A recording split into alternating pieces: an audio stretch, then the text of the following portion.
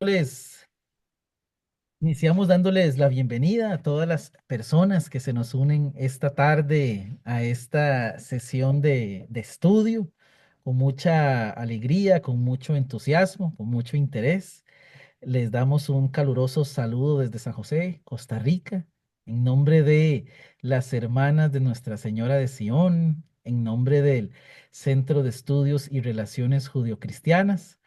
Tenemos el orgullo y el honor de presentar hoy al profesor Ariel Álvarez Valdés, quien con mucha amabilidad ha aceptado acompañarnos, ¿no? Esta tarde de miércoles en una sesión que hemos estado coordinando ya por un par de meses, ¿verdad? Entonces estamos muy contentos y contentas con tener al profesor Ariel acá. em, en una tarde para conversar sobre el tema de María de Nazaret en la vida de Jesús. Así que, bueno, hoy alistemos nuestros lapiceros, bolígrafos, lápices, ¿verdad? Para anotar todos los elementos de aprendizaje y estemos atentos y atentas a la conversación que se irá a suscitar. Mi nombre es David Castillo, yo soy parte del equipo del Centro de Formación Bíblica y les damos la bienvenida de todos los rincones que se nos están conectando esta tarde, ¿no? Damos entonces también las gracias a Diego que nos va a estar ayudando con la coordinación aquí de elementos técnicos, ¿verdad, Diego? Muy amable. Y le damos ya la mesa, ¿verdad?, al profesor Ariel, que es a quien hemos venido a escuchar. El profesor Ariel, como ustedes conocen, ¿verdad? Argentino desde Santiago del Estero, licenciado en Teología Bíblica por la Facultad Bíblica Franciscana de Jerusalén, doctor en Teología Bíblica por la Pontificia Universidad de Salamanca. Y pues entre muchos de sus trabajos, él es desde 2010 presidente y fundador de la Fundación Diálogo, ¿no? Para el diálogo entre la ciencia y la fe. Muchísimas son sus obras. Quisiera citar tal vez dos de los textos que a mí más me han gustado, ¿no? La Nueva Jerusalén, Ciudad Celeste o Ciudad Terrestre, o Quién era la serpiente del paraíso, ambas de la editorial Verbo Divino, junto con una colección sumamente amplia que combina la exégesis crítica con la divulgación y el trabajo popular. Muchas gracias, profesor Ariel. Y ahora sí, todo suyo, el espacio. Muy amable. Bueno, muchas gracias. Un saludo a todos. Diego, no sé si se podrá desconectar el chat eh, para que podamos Ya está desconectado, profesor. desconectarlo. Muy bien. Bueno, un saludo a todos los amigos, muchos conocidos y participantes de otros encuentros. Como siempre, voy a empezar compartiendo la pantalla para poder pasar un PowerPoint, a ver si me deja. Ahí se ve bien entera. Sí, Sí, perfecto. perfecto. Bueno, eh, el tema que vamos a ver hoy es María de Nazaret y su relación con su hijo Jesús. Antes de empezar, quiero aclarar, sobre todo si hay eh, alumnos o oyentes católicos, que no voy a encarar el tema desde el punto de vista espiritual, como muchas veces se ha enfocado esta cuestión sobre la mamá de Jesús y su relación espiritual con él. La charla de hoy va a ser a nivel exegético, académico. Lo vamos a hacer de una manera sencilla, simple, pero con, digamos, basándonos en lo que dice la exégesis o lo que anuncia o analiza la exégesis y no con, digamos, comentarios espirituales a los distintos textos que vamos a ver. Eh, Comenzamos con una pequeña introducción, como siempre. Hacia el año 27 de la era cristiana, de la era común, como solemos decir, Jesús inició un movimiento religioso de renovación espiritual en Galilea. Sabemos que Jesús era judío y formó un movimiento interno dentro del judaísmo, pero para renovarlo, el judaísmo estaba un poco decaído, venido a menos en muchos aspectos, la gente había perdido un poco las esperanzas. Juan el Bautista ya había empezado a mover el ambiente y Jesús creó un movimiento religioso interno para renovar la espiritualidad y las expectativas y las esperanzas judías. Y Jesús pudo ver cómo se le unían a su grupo numerosos hombres y mujeres atraídos por el mensaje que él predicaba. Eran personas de las más diversas condiciones las que se unían. Jesús se centró toda su misión en Galilea y la gente que lo seguía era gente sencilla, humilde, gente, algunos ignorantes, sin mayor relieve social. Había pescadores y campesinos que vivían de su trabajo, que no tenían otras actividades más que el esfuerzo de cada día. Había mujeres que se atrevían a salir de sus casas para acompañar a este nuevo profeta que había aparecido. No era frecuente que las mujeres salieran del hogar, pero se ve que algunas posadas se animaron a salir y acompañarlo a Jesús. Había también antiguos enfermos, curados, que abandonaban a sus familias, al menos durante un tiempo, para seguir al maestro en esta vida itinerante que él tenía. Y con esta gente, Jesús salió a recorrer las aldeas y los pueblos de la región. Lo acompañaban, como digo, algunas de estas personas y formó un grupo de gente más compacta en torno a él. Y de este grupo salieron sus más íntimos amigos y amigas, sus colaboradores principales, que más tarde se van a convertir en los continuadores de su misión. Así que es esta gente sencilla la que se sintió atraída por Jesús y formó parte del movimiento de Jesús. Sin embargo, y aquí es a donde apuntamos nosotros y vamos al centro de lo que queremos plantear esta tarde. Sin embargo, ni los hermanos de Jesús ni la mamá de Jesús formaron parte de aquella comunidad. Nunca los vemos a los hermanos de Jesús acompañándolo, nunca lo vemos a la mamá de Jesús acompañando a Jesús a ninguna parte en su misión y en su predicación. Y digo que es curioso porque sí vemos que en el grupo de Jesús se habían incorporado algunas mamás de algunos de sus amigos. O sea, no solamente los amigos de Jesús se habían integrado al grupo, sino las propias mamás de sus amigos formaban parte de esta comunidad.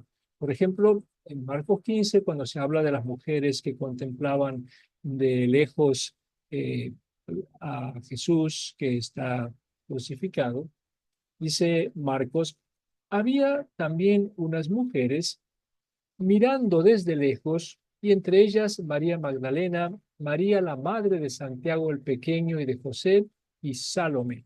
Fíjese, ahí está una tal María, la madre de Santiago el Pequeño y de José. No sabemos quién es esta María, ni quiénes eran este Santiago el Pequeño y este José, pero la mamá de dos muchachos formaba parte de la comitiva de Jesús. Entre paréntesis, fíjese que aquí se habla de Santiago el pequeño, no Santiago el menor, como a veces erróneamente traducen las Biblias. El término griego que se utiliza aquí es el pequeño y no el menor. Otro ejemplo de mamás de Jesús lo tenemos en las mujeres que aparecen en el Evangelio de Mateo. Mateo dice, entre ellas, o sea, entre las mujeres que contemplaban la escena de la crucifixión, estaban María Magdalena, María, la madre de Santiago y de José, y la madre de los hijos de Zebedeo. Estos hijos de Zebedeo son Santiago y Juan, y la propia mamá formaba parte del grupo de Jesús, lo acompañaba a Jesús, incluso llegó a acompañarlo hasta Jerusalén, ir a Jerusalén en el último viaje que hizo Jesús. O sea, varias madres de los amigos de Jesús se incorporaron al grupo de Jesús, pero su propia madre nunca estuvo a su lado y nunca lo acompañó. Y lo que quisiéramos analizar en esta conferencia es cuál fue el motivo de esa ausencia. ¿Por qué la mamá de Jesús no se incorporó? La mamá de Jesús es una figura central en el cristianismo, importantísima. Se habla de, por lo menos en la Iglesia Católica, se la tiene como la primera discípulo, la primera discípula de Jesús, o sea, la primera aprendiz de todo, y sin embargo nunca se la ve aprender nada con Jesús, ni estar con Jesús, ni acompañarlo a Jesús. Y lo que quisiéramos ver es si podemos encontrar alguna respuesta en los textos del Nuevo Testamento. Y para eso vamos a empezar a analizar el tema de la relación de Jesús con su madre. Vamos a ver primero algunos datos generales de la mamá de Jesús. Lo primero que planteamos es que el nombre de la mamá de Jesús era María. Probablemente sea un nombre histórico porque algunos estudiosos dicen que no es seguro que se llamara María, que sería un añadido posterior, pero la verdad que el nombre de María lo tenemos en varios textos del Nuevo Testamento y no tenemos motivos serios para dudar. O sea, no se trata de un dato teologizado ni de un dato forzado como para que desconfiemos de que el nombre era María. Por ejemplo, en la escena en la que Jesús visita la sinagoga de Nazaret, en el Evangelio de Marcos, en el capítulo 6, ahí Marcos dice que la gente comentaba, ¿no es este el artesano, el hijo de María y hermano de Santiago, José, Judas y Simón? ¿Y no están sus hermanas aquí entre nosotros? En la que aparece el nombre de María. Les pongo un solo texto, pero hay muchos textos donde aparece el nombre de María. En hebreo, el nombre de María es Miriam y era el nombre de la hermana de Moisés. Así que en el libro del Éxodo aparece esta Miriam que equivale a nuestra María. Cuando el texto del Antiguo Testamento fue traducido al griego en la versión de los 70, entonces el nombre Miriam se convirtió en Mariam. Y así lo encontramos siempre en la versión de los 70, el nombre Mariam de Miriam. Y en el Nuevo Testamento, el nombre María es curioso porque lo tenemos de dos formas. Es como que no sabían cómo traducirlo o cómo llamarla en griego a la mamá de Jesús, y a veces se la llama Mariam, igual que en los 70, y otras veces se la llama María. O sea, de las dos formas aparece designada la Virgen María. Este último nombre es importante porque es el que terminó derivando en el castellano María. Así que entonces este es el nombre de la mamá de Jesús. En la época de Jesús, muchas muchachas, muchas chicas se llamaban María y era uno de los nombres más populares de mujer, precisamente porque, como dije, era el nombre de la hermana de Moisés y entonces toda familia quería tener una María en su hogar y muchas se llamaban así. En el Nuevo Testamento nosotros tenemos 7 mujeres llamadas María. Claro, como en aquel tiempo no existía el apellido, entonces, ¿qué hacen los autores del Nuevo Testamento? Para poder distinguir de qué María están hablando, siempre le ponen alguna aclaración, la ciudad de dónde es, o el parentesco que tiene, o su hijo, o su marido. Entonces, por ejemplo, se habla de María, la madre de Jesús, en los Hechos de los Apóstoles, así se la llama María, la madre de Jesús, o María la Magdalena, o María de Betania, o María, la madre de Santiago el pequeño y José, que hemos visto recién, o María, mujer de Cleofás. O sea, siempre se le agrega algún calificativo para que los lectores no se confundan y sepan de qué María se estaba hablando, porque como digo, muchas mujeres se llamaban así. Bueno, esto es un poco la presentación general del nombre de la mamá de Jesús. Y ahora vamos a ver los textos de la relación de Jesús con su madre. Como planteaba al comienzo, llama la atención el hecho de que María, una figura tan central en el cristianismo y sobre todo hoy en el catolicismo, nunca aparezca acompañando a Jesús ni formando parte del movimiento religioso que había creado Jesús. Y esto es algo que desde siempre ha llamado la atención a los estudiosos, a los lectores, a los predicadores, y siempre surgió esta pregunta: ¿por qué? ¿Por qué María no estuvo con Jesús?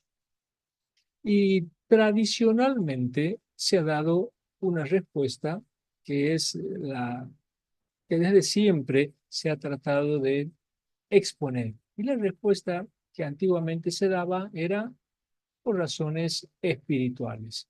O sea, ¿cuáles eran estas razones espirituales? Se decía que María nunca acompañó a Jesús ni estuvo al lado de Jesús porque por humildad no quería aparecer ella. Por modestia prefirió no manifestarse. O sea, María es como que quiso dejarlo solo a Jesús en su misión para que él triunfara, él fuera el famoso, él fuera el que apareciera rodeado por las multitudes, y ella permaneció rezagada en un segundo plano, encerrada en su casa. Esa es la, como digo, la explicación. Yo cuando era seminarista teníamos un director espiritual y siempre nos hablaba de esto, de qué humildad de María, que se quedó en su casa para no hacerle sombra a Jesús. La verdad que pensar esto un poco es decir, y bueno, ¿y en qué sentido María le iba a hacer sombra a Jesús? Pero bueno, era la respuesta que se daba en aquel momento. Pero esta explicación, la verdad que no tiene ningún fundamento. O sea, ¿dónde hay un texto que nos diga que María por humildad se quedó en su casa? ¿Dónde hay alguna escena, alguna frase, alguna palabra que nos dé a entender que María prefirió no estar con Jesús para dejarlo triunfar a él? No existe. Por eso, hoy los estudiosos, los exegetas han abandonado esta explicación espiritual que se daba, moral, y se han inclinado por una solución diferente que tiene el mérito de basarse en los indicios que ofrece el Nuevo Testamento. Y fíjense que siempre hablamos de indicios, no hablamos de pruebas, porque no se trata de tener pruebas, tenemos indicios de lo que podría haber movido a María a no formar parte del grupo de Jesús. Primero, vamos a enunciar la solución. O sea, yo primero voy a explicar el motivo, voy a desarrollar este motivo que hoy se propone, y después de exponer esta razón o este motivo, voy a mostrar los textos que posiblemente avalan lo que he dicho. O sea, los textos en los cuales uno se fundamenta, o los exegetas hoy se fundamentan para hacer esta afirmación. Entonces, vamos a exponer primero la solución. La razón, la razón por la cual María no acompañó a Jesús en su misión, en su tarea, en su servicio, fue porque María nunca entendió la misión de su hijo y no estuvo de acuerdo con el movimiento religioso que había fundado Jesús. O sea, no aceptó el movimiento creado por Jesús, no le pareció bien, no estuvo de acuerdo. A lo mejor a muchos de ustedes esto les puede parecer un poco extraño, sobre todo vuelvo a decir a los católicos que tenemos, digo tenemos porque soy católico, pero aunque soy católico también tengo la obligación de no mezclar la fe con la exégesis. La exégesis tiene que ser aséptica, tiene que ser aconfesional. Y la verdad que em, si nosotros hacemos un pequeño esfuerzo de ponernos en el lugar de María, que es de lo que se trata, o sea, de ubicarnos en aquel contexto, esta actitud de María es fácilmente comprensible, es fácil de entender. ¿Por qué? ¿Por qué decimos que es fácil de entender esto de que María no haya estado de acuerdo con Jesús y no haya compartido el movimiento de Jesús? Por varias razones. En primer lugar, porque María era una mujer sencilla y de pueblo. Nosotros la imaginamos como la purísima, la santísima, la castísima, la inmaculada, que sabía todo y que conocía todas las cosas, pero eso es una teología posterior que no refleja a la muchacha de Nazaret que era María. María tenía una formación tradicional y una piedad religiosa popular. María era una mujer de valores provincianos, de un pueblito, de una aldea llamada Nazaret. Imagínense una muchacha de un pueblito del interior de aquel tiempo. Era muy tradicional. Un dato para que nos demos cuenta, los cuatro hijos varones que tuvo María, los encontramos en el Evangelio de Marcos, en el capítulo 6 en este texto que hemos leído hace un rato. Ahí aparecen los cuatro hijos varones de María. Ahí se dice, este no es el artesano Jesús, su madre no es María y sus hermanos no son Santiago, José, Judas y Simón. O sea, María les había puesto a sus cuatro hijos varones el nombre de Santiago, José, Judas y Simón, que son los nombres de los grandes patriarcas. Santiago es Jacob, que fue el que engendró, el patriarca que engendró a las 12 tribus de Israel. Y los otros tres, José, Judas y Simón, eran tres de los 12 hijos de Jacob. O sea, y María le puso con José, pero la mujer era la que solía poner los nombres. eh, María parece poniendo los nombres más tradicionales de aquel tiempo y a su mismo hijo Jesús. Jesús, el nombre en hebreo es Josué, o sea, el nombre del conquistador hebreo, sucesor de Moisés. Y esto la presenta a ella como miembro de una familia tradicional judía, conservadora, observante de la ley de Moisés y de las tradiciones. Entonces, María tenía esta mentalidad más bien conservador. Y Jesús había asumido una actitud desconcertante. Tenemos que ponernos a ver cómo Jesús de pronto empezó a predicar en contra de ciertas doctrinas más o menos oficiales, entre comillas, del judaísmo. O sea, Jesús no rompió con el judaísmo como a veces creemos. Jesús fue judío, amante del judaísmo, eh, amante de su religión, de su patria, eh, y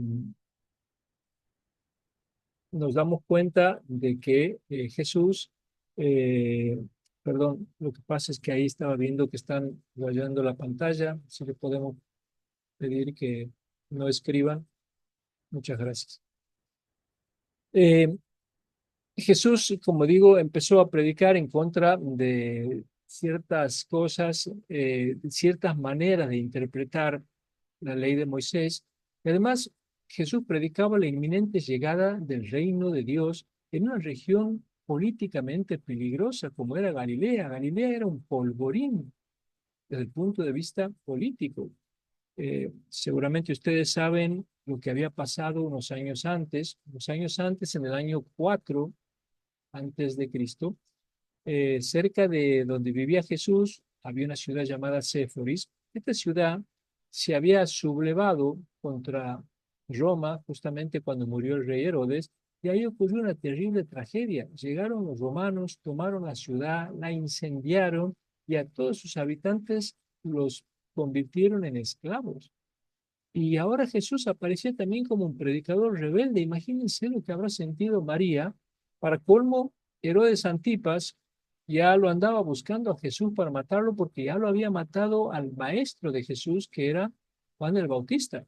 O sea, la vida de Jesús corría peligro. Entonces, que Jesús aparezca predicando estas cosas era realmente una actitud incomprensible.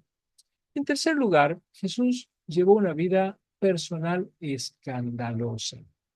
Jesús dejó el trabajo familiar que tenía. Eso era tremendo en aquella época. O sea, los trabajos eran como pequeñas empresas familiares. Jesús con sus hermanos tenían un taller de artesano y Jesús abandonó el trabajo, abandonó el hogar, renunció al matrimonio que era sagrado, se dedicó a una vida de vagabundo, andaba con malas compañías, se juntaba con gente rara, lo buscaba la policía, nadie sabía dónde dormía de noche ni dónde andaba de día. andaba rodeado de mendigos, de locos, de marginados, frecuentaba endemoniados y prostitutas, realizaba ciertas curaciones un poco extrañas. Era una vergüenza para la familia Jesús y esto era demasiado para cualquier mamá. Ustedes, si son mamá y tienen un hijo rebelde así, que se dedica a estas cosas que son incomprensibles, podemos entender a María por qué no estuvo de acuerdo con Jesús. Esta es entonces la tesis que vamos a tratar de defender, de exponer. Y ahora, después de exponer esta idea, quisiera analizar algunos textos que tenemos en el Nuevo Testamento y que son los que avalan lo que acabamos de decir. Por supuesto, desde ya aclaro que muchos de los textos que vamos a analizar no son estrictamente históricos, pero no nos interesa porque, aunque no son estrictamente históricos, reflejan el ambiente histórico en el que se movió Jesús con su familia. Entonces, como le decía, varios textos bíblicos muestran esta distancia de Jesús con su madre. Entre esos textos, vamos a empezar con algunos textos de la infancia de Jesús. En el capítulo 2 de Lucas, cuando Jesús nace en Belén, tenemos la escena famosa de los pastores que tienen una anunciación de un ángel que les habla y ellos entonces van corriendo a Belén, entran a donde está María con el niño, con José, y dice Lucas, los pastores al ver al niño dieron a conocer lo que les habían dicho acerca de él, y todos los que los oían se maravillaban de lo que los pastores decían. María, por su parte, guardaba todas estas cosas y las meditaba en su corazón. O sea, cuando nace Jesús llegan estos visitantes, se ponen a alabar al niño y María queda maravillada de lo que dice todos los que los oían se maravillaban, o sea, entre ellos María también. O sea, María reacciona como una mamá que no sabe nada del hijo. O sea, para María es un hijo ordinario porque se maravilla de lo que dicen los pastores y yo les pregunto a ustedes, ¿qué les parece que es lo que la maravilla a María? ¿Qué es lo que la sorprende? Fíjense que Lucas no dice, dice que María se maravilla, pero ¿de qué se maravilla? Lucas no lo dice y tenemos que deducirlo. ¿Y cómo lo vamos a deducir? Tenemos que deducirlo de lo que los pastores le dicen a María. ¿Y qué es lo que los pastores le dicen a María? Lo que los pastores le dicen a María es lo que el ángel les había dicho a los pastores. Por eso dice, eh, los pastores dieron a conocer lo que les habían dicho y María se maravilló. ¿Y cuál es el mensaje que habían recibido los pastores? Lo que el ángel les había dicho a los pastores es, no teman, les anuncio una gran alegría, hoy les ha nacido un Salvador. Y esto es lo sorprendente. ¿Por qué?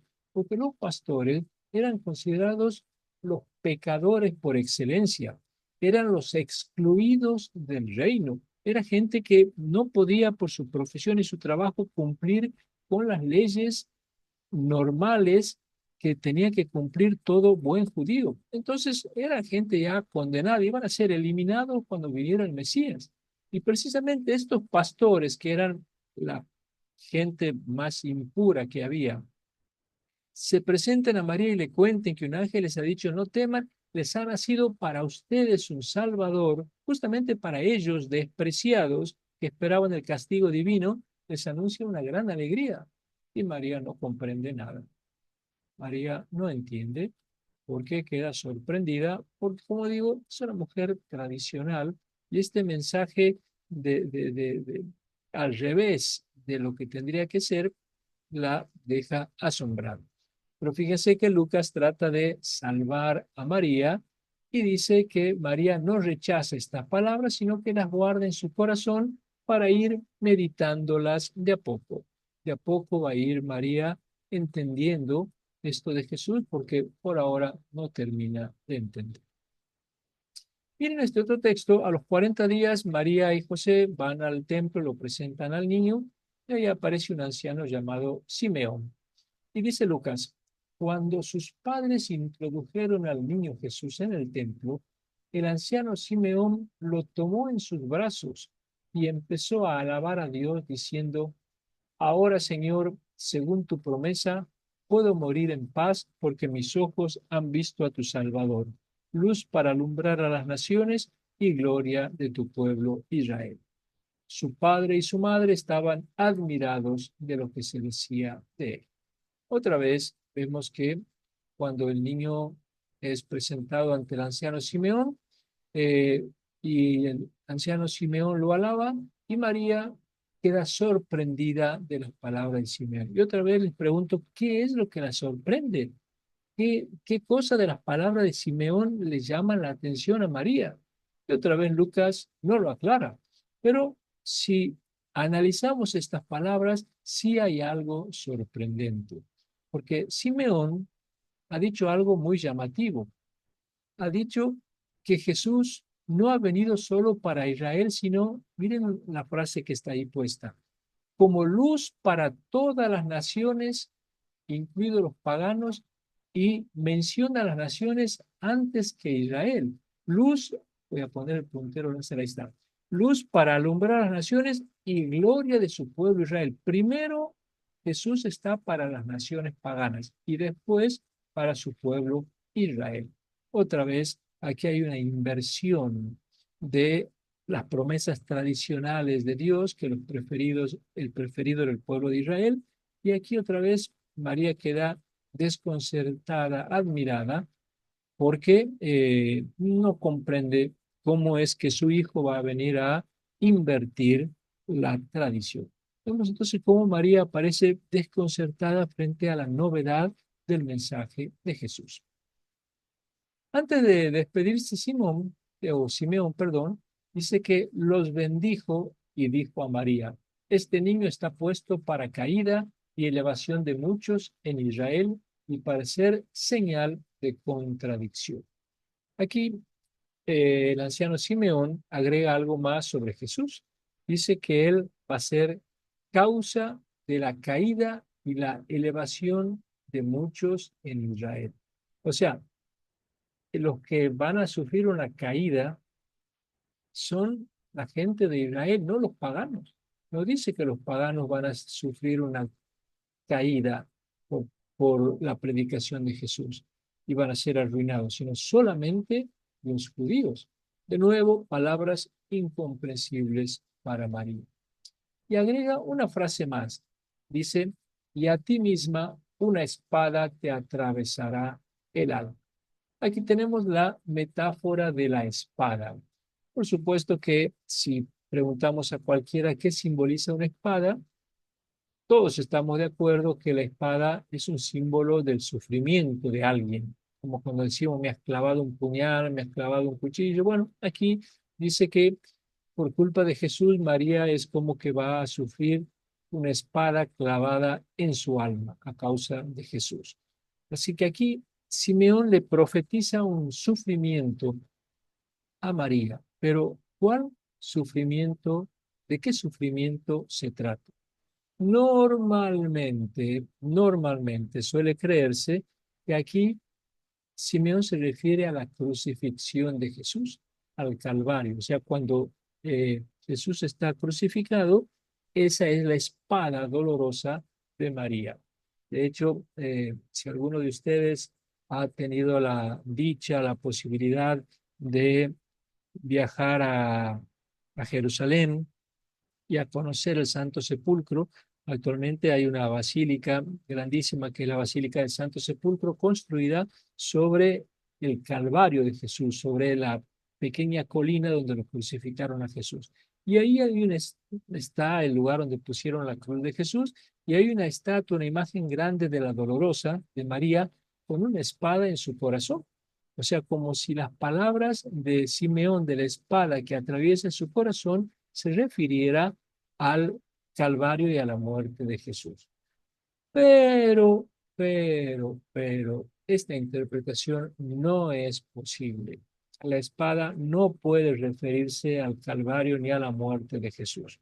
¿Por qué? Por una razón muy sencilla, y es que el Evangelio de Lucas nunca la presenta a María en el Calvario asistiendo a la muerte de Jesús. O sea, para Lucas, María no estuvo en el Calvario. Y si Lucas se hubiera referido a esta escena, los lectores de Lucas se habrían quedado sin entender la frase de la espada. Porque como no aparece María en el Calvario, entonces nunca habrían relacionado esta escena de la espada con eso. Por lo tanto, nosotros tenemos que buscar la metáfora de la espada en otro lado. ¿Y a qué se refiere entonces esta espada que Jesús va a hacer que la atraviese el alma de María? En realidad, la metáfora de la espada es el dolor que María sufrió por no haber entendido la misión de su hijo y la división que provocó en su hogar. Eso lo podemos deducir, no es que a uno se le ha ocurrido traído de los pelos, lo podemos encontrar en un dicho de Jesús. Fíjense, la metáfora de la espada, aquí miren este dicho que encontramos en Lucas. Lucas dice, pone en boca de Jesús: ¿creen que he venido a traer paz a la tierra? No, se los aseguro, sino la división.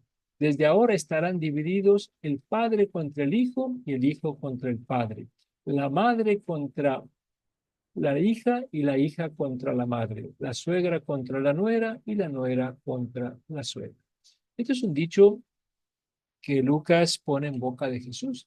Miren el mismo dicho que Mateo pone en boca de Jesús y traten de ver la diferencia. Dice, no crean que he venido a traer la paz a la tierra. No he venido a traer paz, sino la espada. Sí, he venido a enfrentar al hombre con su padre, a la hija con su madre, a la nuera con su suegra, y enemigos de cada cual serán los que conviven con él. O sea, prácticamente es el mismo dicho. Y miren, donde Mateo habla de espada, Lucas se refiere a la división familiar: el padre contra el hijo, la madre contra la hija, la suegra contra la nuera. O sea, la espada es el símbolo no del Calvario, de la muerte de Jesús, de la crucifixión. La espada es el símbolo en los evangelistas de la división familiar.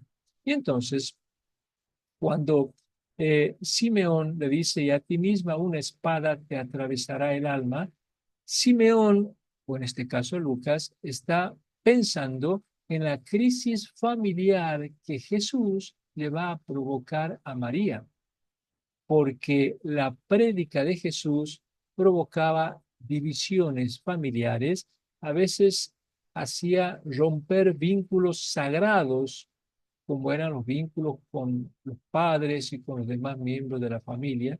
Y por eso el evangelista compara esta división familiar con una espada, porque era realmente algo doloroso, como cuando a alguien lo atraviesan con una espada.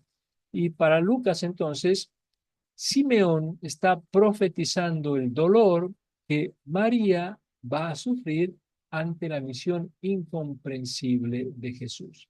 Vuelvo a decir, aquí no está hablando para nada ni del Calvario ni de la muerte, sino del conflicto familiar que este niño, cuando crezca, va a generar en la familia. Veamos otro texto, un texto muy conocido, que es el de el niño que a los 12 años se queda en el templo. Miren lo que dice el texto. Y sucedió que al cabo de 3 días, o sea, acuérdense que José y María se van a Jerusalén a celebrar la Pascua. Cuando termina, regresan y al volver se dan con que el niño no estaba entre ellos en la caravana. Entonces vuelven a Jerusalén a buscarlo. Están 3 días buscándolo y dice Lucas, y sucedió que al cabo de 3 días lo encontraron en el templo sentado en medio de los maestros, escuchándoles y preguntándoles. Todos los que lo oían estaban estupefactos por su inteligencia y sus respuestas. Cuando lo vieron, quedaron sorprendidos. Y su madre le dijo, hijo, ¿por qué nos has hecho esto? Tu padre y yo, angustiados, te andábamos buscando. Él les dijo, ¿y por qué me buscaban? ¿No sabían que yo debía estar en las cosas de mi Padre? Pero ellos no comprendieron la respuesta que les dio. Bueno, este texto, en realidad, como hemos dicho, no es un episodio histórico. O sea, Jesús no se quedó con los doctores ahí a los 12 años, pero sí refleja el ambiente histórico que vivió Jesús con su familia, perfectamente. Dice Lucas que cuando Jesús tenía 12 años, sus padres lo llevaron de Nazaret a Jerusalén para celebrar la Pascua y al regresar, fíjense, dice, el niño se quedó en la ciudad, o sea, no se perdió en el templo. Los católicos tenemos aquí un problema porque como muchos católicos están acostumbrados a rezar el rosario y el quinto misterio del rosario dice el niño perdido y hallado en el templo, ahí se nos ha quedado de que el niño se perdió. No, no, no se perdió, se quedó a propósito en el templo, decidió quedarse en la ciudad, o sea, abandonó a sus padres, rompió con su familia. Y esto nos muestra a un Jesús que con 12 años es tan independiente que decide no regresar con sus padres a Nazaret. Él es como que a los 12 años ha comprendido que no tiene que volver a su pueblo. Solamente así se entiende que este niño de 12 años decida quedarse por su cuenta sin decirles nada a ellos y sin que ellos siquiera lo notaran, porque no le costaba nada en la escena esta decirle, mamá, papá, me voy a quedar, tengo que empezar mi misión. No, sin decirle nada, decidió quedarse, no perderse. Pero esto no es todo. Cuando María lo encuentra al niño, le recrimina su actitud. Hijo, ¿por qué nos has hecho esto? Tu padre y yo, angustiados, te andábamos buscando. Fíjense, el niño no expresa el menor remordimiento, ni tampoco intenta disculparse, no le pide disculpa, no le pide perdón. O sea, es como que a este niño Jesús no parece importarle el sufrimiento de sus padres. No hace ningún gesto para consolarlo. Al contrario, se enoja con sus padres y le responde a su madre de un modo hiriente, molesto, porque lo han buscado para llevarlo de vuelta a casa cuando él debía ocuparse de los asuntos de Dios. Fíjense, les dice, ¿y por qué me buscaban? Como diciendo, ustedes son los que están perdidos, no yo. Ustedes están confundidos, yo estoy bien, ¿por qué me tienen que buscar? Y claro, uno se pregunta, ¿pero es que acaso los papás lo iban a dejar solo en Jerusalén a los 12 años? Por supuesto que no. Y a esto quiero apuntar. Aquí Lucas no está, a ver cómo puedo explicar. Eh, Lucas no muestra aquí, eh, es como que Lucas está adelantando a los 12 años lo que pasó cuando Jesús fue adulto. Cuando fue adulto, tuvo un conflicto con su mamá y con su familia que no lo entendió, porque él decidió romper con la familia, irse, hacer su vida y su madre no lo entendió y no lo comprendió. Por eso, lo que Lucas hace aquí es adelantar el conflicto que después va a experimentar su madre cuando Jesús deje el hogar. Y fíjense cómo esta escena termina con un amargo comentario. Y es que dice, ellos, o sea, José y María, no comprendieron la respuesta que les dio.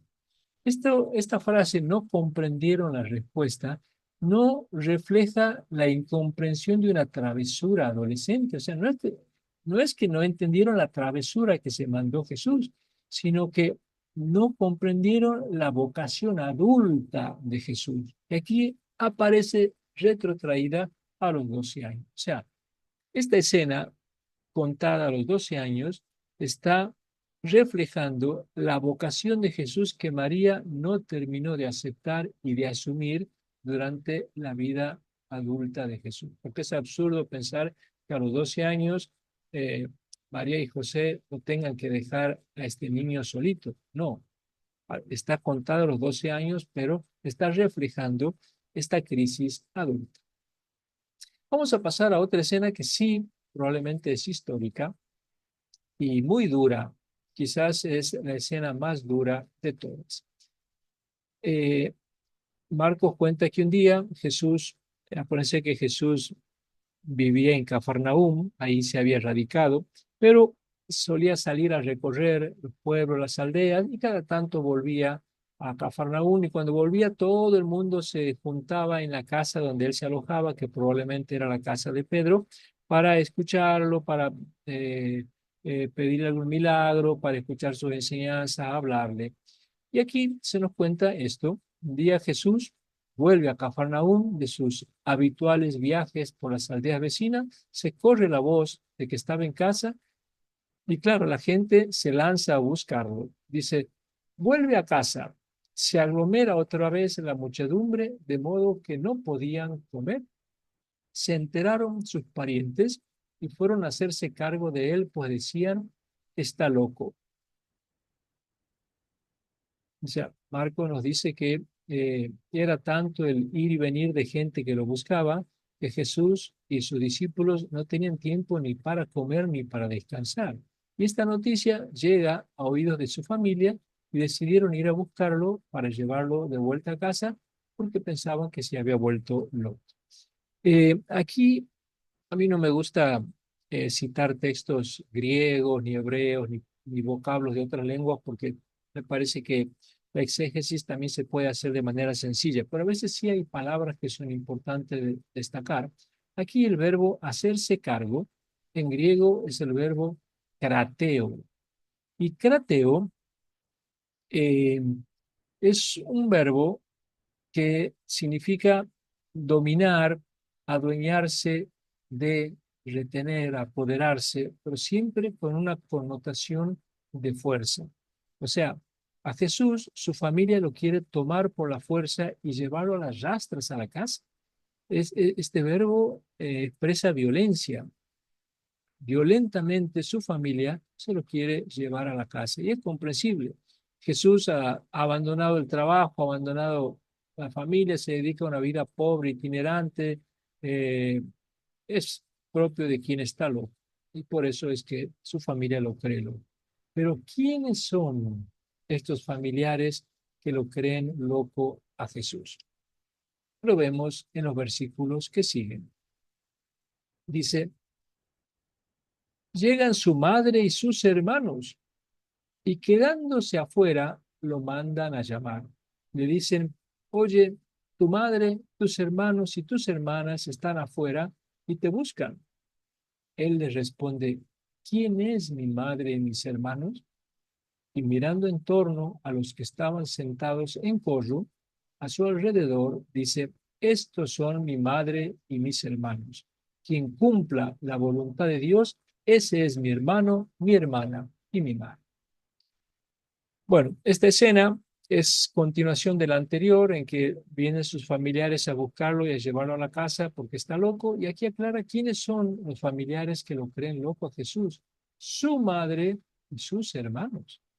Fíjense cómo María entonces no es esa mujer que nosotros solemos creer y tener en nuestro inconsciente religioso, esta muchacha que lo acompañó en todo a Jesús. No, no, no. Su mamá lo creyó, llegó a creerlo loco por las cosas que decía y hacía.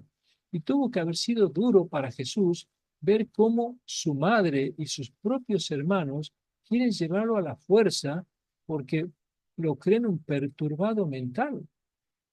Y encima, fíjense, dice, eh, llegan su madre y sus hermanos y quedándose afuera lo mandan a llamar. ¿Por qué se quedan afuera?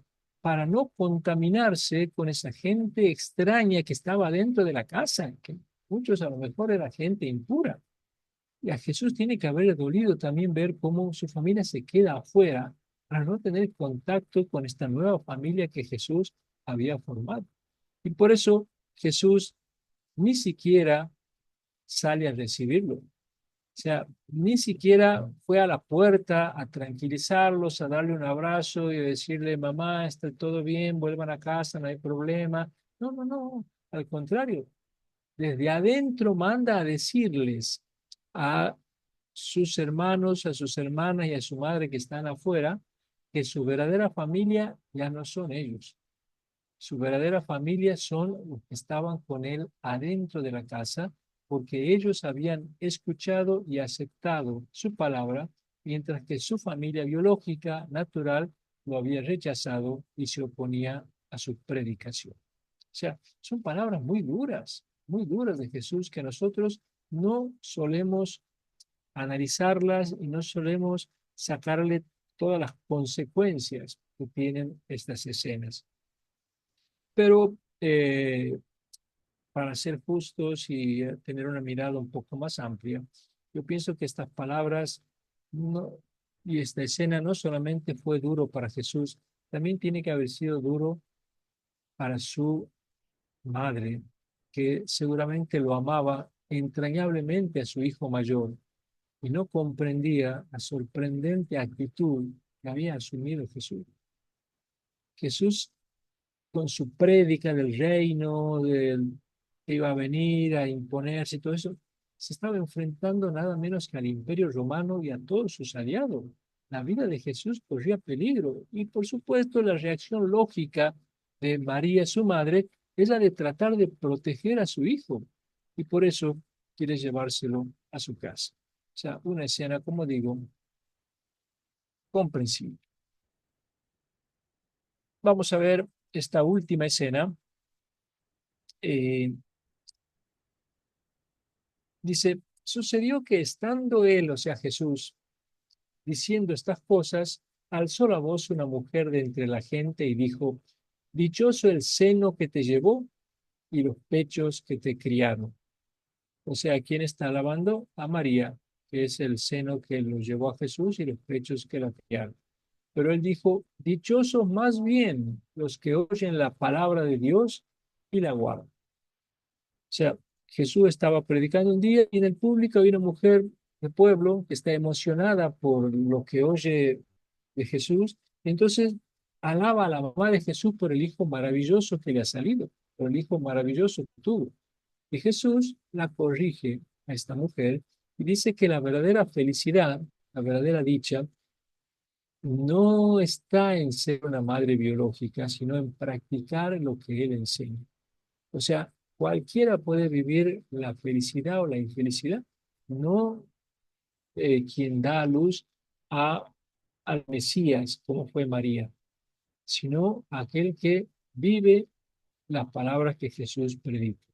Incluso en su madre biológica puede haber felicidad o infelicidad, se acepta o no acepta el mensaje. O sea, aquí de nuevo Jesús eh, marca una distancia entre él y su madre y los que escuchan su palabra, eh, mostrando cómo María probablemente no siempre gozó de la felicidad de comprender a su hijo, porque aquí Jesús aparece diciendo a esta mujer, corrigiéndole, diciendo, no, no, no, no es así. Dichoso es más bien el que escucha la palabra de Dios y no dice que es su madre.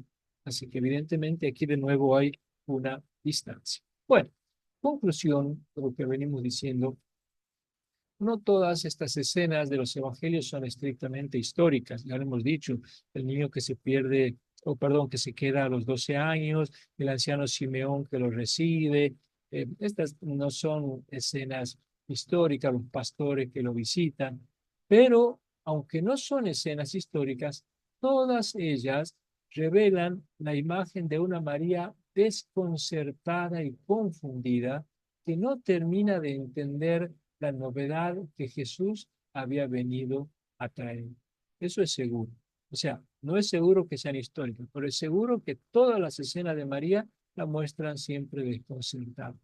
Y difícilmente los evangelistas las habrían incluido estas escenas, habrían inventado estas escenas, si no hubieran tenido cierta semejanza con lo que la historia decía que ocurrió entre Jesús y su madre. O sea, si los evangelistas han presentado así a María, la han descrito así y han contado estas escenas, aunque no sean escenas históricas, están reflejando un contexto histórico que se dio entre Jesús y María. Y esto nos muestra que durante la vida pública de Jesús, la relación con su madre tuvo que haber sido difícil. O sea, eh, la María, primera discípula, primera seguidora, primera aprendiz, no es la María histórica que nosotros conocemos en los evangelios. Deberíamos ser más honestos y corregir, por lo menos en nuestra interpretación, esta imagen que tenemos de María. Muchos cristianos, y vuelvo a decir, sobre todo católicos, tienen una imagen infantil de la Virgen María y la imaginan una muchacha iluminada por Dios que conocía todos sus planes, sus secretos, los designios divinos ocultos, todo, ella sabía todo y conocía todo. Esta visión que tienen muchos cristianos de María, creo yo que la empequeñece a la Virgen María, la disminuye. Lejos de elevarla, la disminuye. ¿Por qué? Porque la deshumaniza, la diviniza tanto a María que la termina deshumanizando cuando lo grandioso tiene toda persona en su humanidad. María no conoció ni entendió al principio la misión de su hijo. Y por eso cuando Jesús empezó su movimiento religioso, ella, María, experimentó una gran desilusión. Vuelvo a decir, verlo a Jesús abandonar la casa, irse del hogar, dejarlo todo, era una ofensa grave contra el honor familiar. Además, Jesús era el hijo mayor, era el soporte de la familia, en una familia donde José ya no estaba, o sea, el marido ya no estaba, era viuda su madre, todo recaía sobre el hijo mayor. Jesús tenía que hacerse cargo del hogar, organizar la casa, proveer el sustento, y Jesús dejó a la familia a la deriva. Y por eso la relación de María con Jesús se terminó deteriorando. Y esto, vuelvo a decir, nos muestra cómo María vivió sus propias crisis, sus noches oscuras, su angustia. Pero lo importante de todo esto es que María en ningún momento flaqueó ni perdió la fe. Y esta es la imagen de María que hoy tenemos que rescatar. Una muchacha en crisis, crisis familiar, crisis con su hijo, que en ningún momento pierde ni el amor por su hijo ni la fe en su hijo. Y creo que esta es la imagen que hoy sirve a las mamás de hoy. ¿Qué mamá no tiene un hijo al que no lo entiende, que no sabe dónde anda, que no sabe con quién se junta y siente angustia? En cambio, una mamá perfecta con un hijo perfecto y maravilloso, eso no sirve de ejemplo para nadie. En cambio, esta María en crisis, que siguió apostando y siguió creyendo hasta el final, es la que, creo yo, eh, ayuda enormemente a un proyecto de vida que termina siendo luminoso. No quiero terminar aquí sin decir lo que pasó, perdón, sin agregar un detalle también con el resto de la familia. Eh, Hay escenas en las que muestra la crisis de Jesús con José, la crisis de Jesús con los hermanos, que no me voy a meter en eso, pero sí hay algunos dichos de Jesús donde muestran cierta tensión entre Jesús y la familia en general.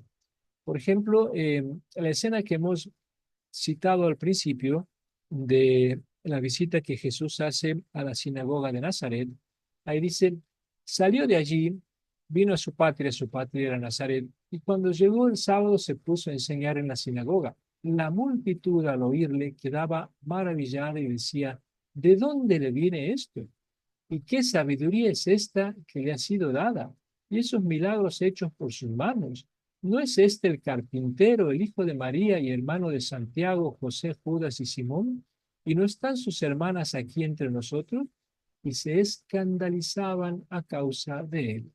Jesús les dijo, y esta es la frase que nos interesa, un profeta solo en su patria, entre sus parientes y en su casa carece de prestigio.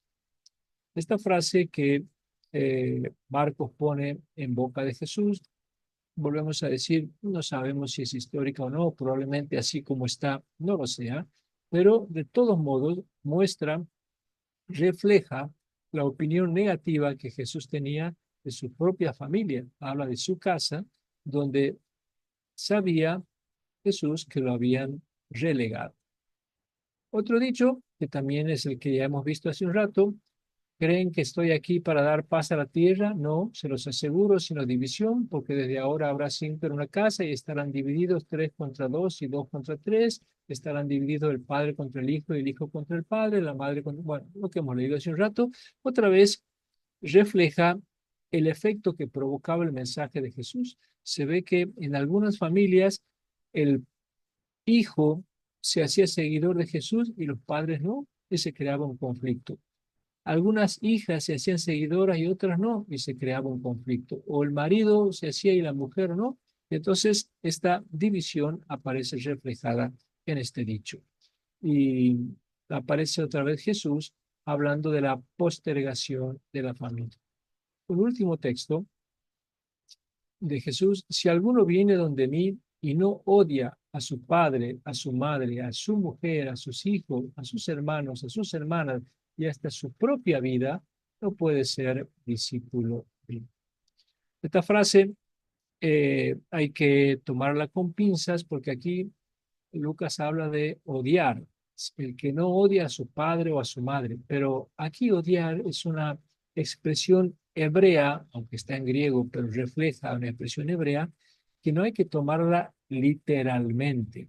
Aquí odiar significa postergar una cosa en favor de otra, o sea, preferir una cosa más que otra. Y aquí lo que quiere decir Jesús es que el que prefiere a su padre o a su madre en vez de su mensaje no es digno de él.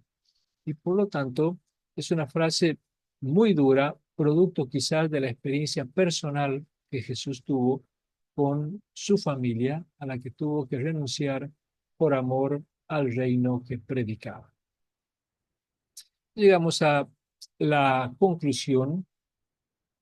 Jesús tuvo palabras de ternura y de compasión para todo el mundo. Tuvo palabras de ternura y de amor para las mujeres, los cobradores de impuestos, las prostitutas, los pecadores, la gente descarriada, para todo el mundo, menos para con su familia. Con los únicos a los que no tuvo palabras de acogida buena es para con su familia. Y esto nos muestra que tuvo que existir un enfrentamiento familiar de Jesús con los miembros de su casa. Y para ellos, Jesús, como hermano mayor, había puesto en peligro el honor y la situación económica de la familia, abandonando el trabajo y dedicándose a ser un vagabundo. Y después de analizar estos textos que hemos visto, eh, seguramente estos textos tienen que remontarse sin duda a un contexto y a un trasfondo histórico. Vuelvo a decir, no son estrictamente históricos, pero tienen que reflejar un contexto histórico. ¿Por qué? Porque es difícil imaginar que después de la Pascua, o sea, después de que Jesús muere y resucita y se forma el movimiento cristiano, es difícil imaginar que los cristianos se hubieran atrevido a inventar que Jesús fue considerado loco por su propia madre o por sus hermanos. O sea, que alguien invente estas escenas no es creíble. Si están contadas es porque tienen que reflejar un trasfondo histórico. Y también es posible que debido a su mala situación familiar, Jesús cambió la residencia de Nazaret después de hacerse bautizar por Juan. Acuérdense que Jesús vivió toda su vida en Nazaret y cuando lo conoció a Juan el Bautista, se hizo bautizar por Juan el Bautista, abrazó una nueva vocación, cambió completamente y cuando volvió cambiado y transformado, en Nazaret no lo recibieron. Y por eso es que tuvo que irse, mudarse e instalarse en Cafarnaúm. Por eso toda la vida pública de Jesús va a estar centrada en Cafarnaúm después de su bautismo.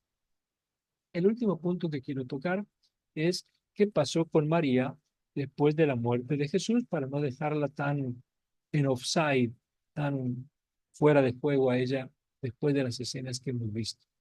Al morir Jesús, surgió la noticia de que había resucitado. No entramos aquí a analizar ni cómo surgió esta noticia, ni quiénes la sintieron por primera vez. Eso lo estudiaremos después en un curso. Aquí simplemente hablamos de que surge esa noticia y entonces sabemos que María cambió de actitud cuando empezó a sentir y a oír que todo el mundo hablaba de que su hijo había resucitado, estaba vivo y era el Mesías. A ella se le iluminó el corazón. Es como que ahí se le hizo la luz, ahí comprendió por primera vez quién era su hijo. Y entonces, a partir de aquí, ya la encontramos integrada al pequeño grupo de seguidores de Jesús. ¿Dónde encontramos esto? En el libro de los Hechos de los Apóstoles. En el capítulo 1, apenas comienza el libro, cuando recién se está formando el primer núcleo de los primeros seguidores de Jesús, dice el autor de los Hechos, los apóstoles subieron a la estancia superior donde vivían Pedro, Juan, Santiago y Andrés, Felipe y Tomás, Bartolomé y Mateo, Santiago de Alfeo, Simón el Celote y Judas de Santiago. Y nombra a los 11, digamos. Todos ellos perseveraban en la oración con un mismo espíritu en compañía de algunas mujeres, de María, la madre de Jesús, y de sus hermanos. Por primera vez la vemos a María, ella está con los apóstoles, con los 11, porque Judas no está. María con los 11 y con las otras mujeres y con sus hermanos.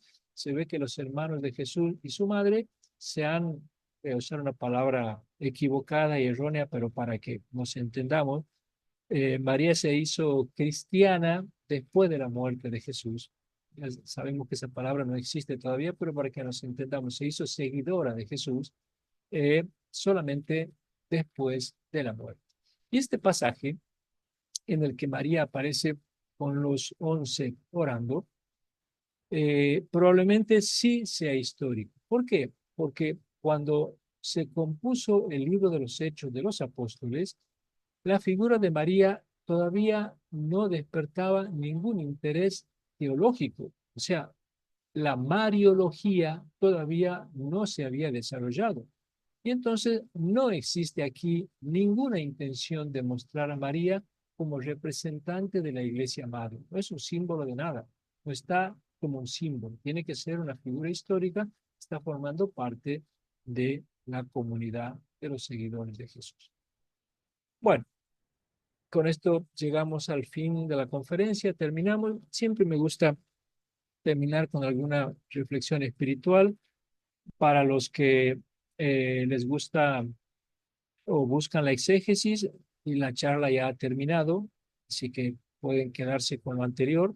Esto es solamente como una pequeña aplicación espiritual que me gusta hacer a veces cuando termino las charlas y comentar cómo Jesús no fue aceptado por su familia, recibió desprecio precisamente donde esperaba cariño. Sus hermanos lo despreciaron. Tenemos textos que no he puesto aquí, no lo he leído, pero en el Evangelio de Juan, donde los hermanos se burlan de Jesús, le toman el pelo, su madre y sus hermanos lo creen loco. Sin embargo, Jesús no se desanimó, no sintió lástima por él ni autocompasión. Al contrario, Jesús se reafirmó en sí mismo y se reconoció a sí mismo como un profeta enviado de Dios a pesar de lo que su familia decía y a pesar de lo que los demás decían. Y creo que esta es la gran enseñanza que nos deja esto que hemos visto. ¿Por qué? Porque es muy frecuente en todas las familias la incomprensión. Yo creo que no debe haber cruz más pesada de llevar que cuando uno es incomprendido en su propio hogar, en su casa, entre sus amigos, entre sus parientes. Y a veces esto es tan doloroso, que muchos terminan pensando que ellos no valen nada porque los demás no los quieren. Y, y en estos casos, me parece que tenemos que seguir el ejemplo de Jesús y pensar que nuestro valor no depende de la aceptación de los demás. Los otros no tienen la obligación de valorarme, ni de entenderme, ni de aceptarme, ni de quererme como soy, ni siquiera mi familia, ni mis hermanos, ni nadie. Pero yo sí tengo la obligación de quererme como soy y de saber que soy importante, independientemente de lo que los demás opinen de mí. Hay un viejo cuento, seguramente lo conocen, de un joven que una vez va a ver a un sabio para pedirle ayuda y le dice, maestro, vengo porque me siento poca cosa, todos me dicen que no sirvo, que no hago nada bien, que soy torpe, inútil, ¿cómo puedo mejorar? Entonces el maestro le dice, mira, ahora no puedo ayudarte porque tengo que resolver un problema, pero si vos me ayudas, yo después te ayudo. Sí, maestro, le dice. Entonces el maestro se sacó un hermoso anillo que tenía en la mano, se lo dio y le dice, vete y vendeme en el mercado este anillo que tengo que pagar una deuda, pero no aceptes menos de una moneda de oro. El joven se va al mercado y claro, cuando pedía una moneda de oro, todos se le reían y decían, no, a lo sumo podemos darte una moneda de cobre. Entonces el joven volvió desilusionado al maestro y le dice, maestro, lo siento, pero nadie me quiere dar una moneda de oro. Entonces el maestro le dice, bueno, vamos a averiguar el precio del anillo de un experto. Vete al joyero y preguntarle cuánto te pagaría él. El joven se fue al joyero, el joyero examinó y le dice, mira, decirle al maestro que si lo quiere vender, le puedo dar 20 monedas de oro. 20 monedas de oro, dice el joven, y volvió corriendo a contarle al maestro. El maestro le dice, por ahora sentate y aprende la lección. Vos sos este anillo, sos una joya valiosa y única, y solamente un experto puede evaluarte de verdad. ¿Qué haces yendo por la vida pretendiendo que cualquiera descubra el valor que tienes? Yo creo que nosotros somos como ese anillo, somos personas valiosas y únicas y cuando en nuestra casa, en nuestra familia nos desprecian como le pasó a Jesús, no nos entiendan y digan que no servimos para nada, no tenemos que creerlo. Valemos mucho, somos importantísimos y es fundamental que yo lo sepa y que yo me dé cuenta. Porque, como dice muy bien esa frase, que los otros te amen te da fuerza, pero que tú te ames te vuelve invencible. Muchas gracias.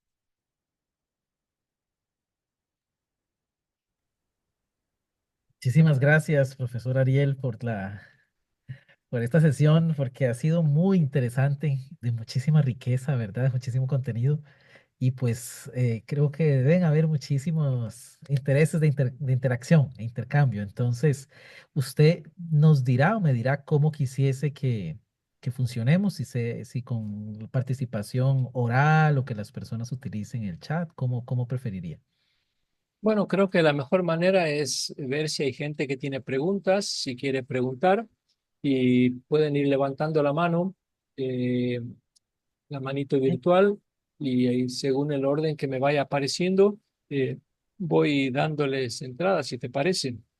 Por supuesto, ya tenemos una fila de manos por acá, entonces nada más pedirle a las personas tal vez que puedan participar, si van a comentar, que tal vez sea un comentario breve para tener mayor espacio o una pregunta cortita también para poder aprovechar y tener la mayoría de participación posible. Muy bien. Ahí lo vemos a uno que tiene el nombre de Fogón de Cristo, que es el primero que me aparece. Escuchamos.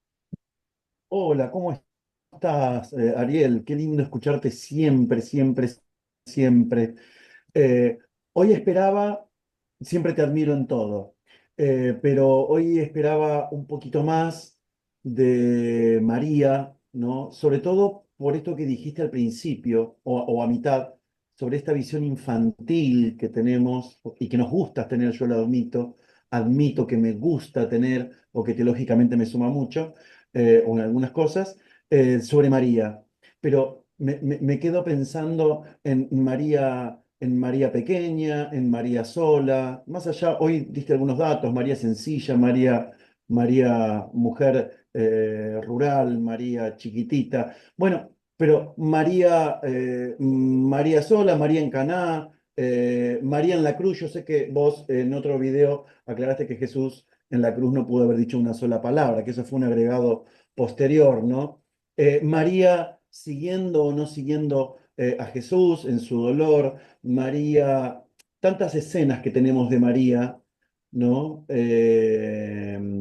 Algunas, por supuesto, pueden tener un núcleo histórico, la mayoría folclórico, teológico. Me hubiese gustado mucho eso, me hubiese gustado mucho eso porque ahí me parece no sé, me parece que esta charla debería tener una segunda parte. Ojalá que tengas una segunda parte para esta charla, que quedó muy claro la relación de Jesús con María, pero María todavía me parece que necesitamos. Hay un libro de Mariología, no me acuerdo de quién, sobre los posibles, Sí, grueso, tapa naranja. está bien, sí, sí, Bueno, terminé entendido. porque le hice muy larga, le hice muy larga, perdón. Sí, lo que pasa es que no he dicho más cosas porque no hay más escenas de María. En la boda de Caná, María no aparece.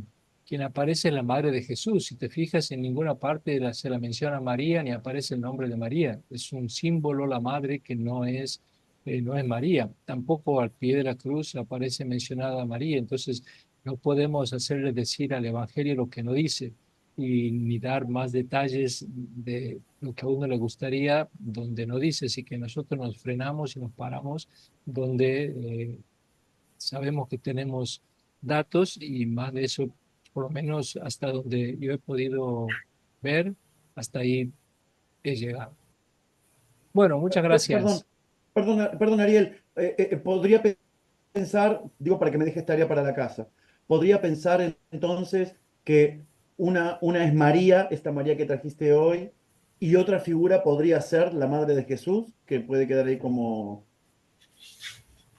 Eh, a ver, en el Evangelio de Juan, tanto la madre de Jesús que aparece en la boda de Caná como la madre que aparece al pie de la cruz es un símbolo del pueblo de Israel, el pueblo fiel, pero no es la Virgen María, no es la mamá biológica de Jesús.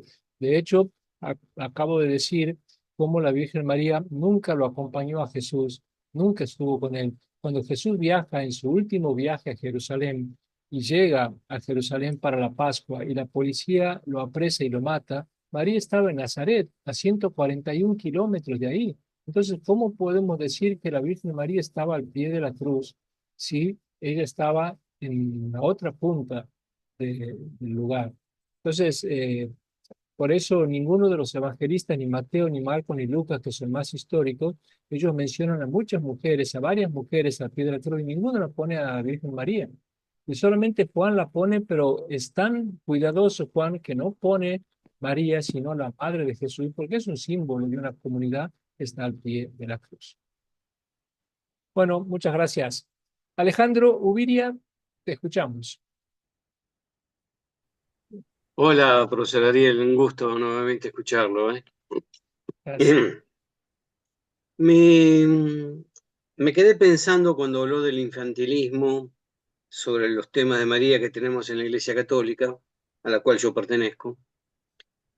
Y la duda es, porque lo vengo estudiando a usted desde hace más de un año, tengo toda su obra, y la estoy confrontando con Introducción al Cristianismo de Ratzinger. Y no encuentro grandes diferencias de fondo, estilos distintos, pero a la cuestión nodal yo no veo diferencia, sobre todo en el tema de la virginidad de María, que cuando usted habla o cuando habla Ratzinger. Pero sí veo este infantilismo fuerte en las parroquias, ¿no? ¿Se debe a un miedo? ¿Se debe a otra cuestión? ¿Se debe a inseguridades? Es la duda que tengo.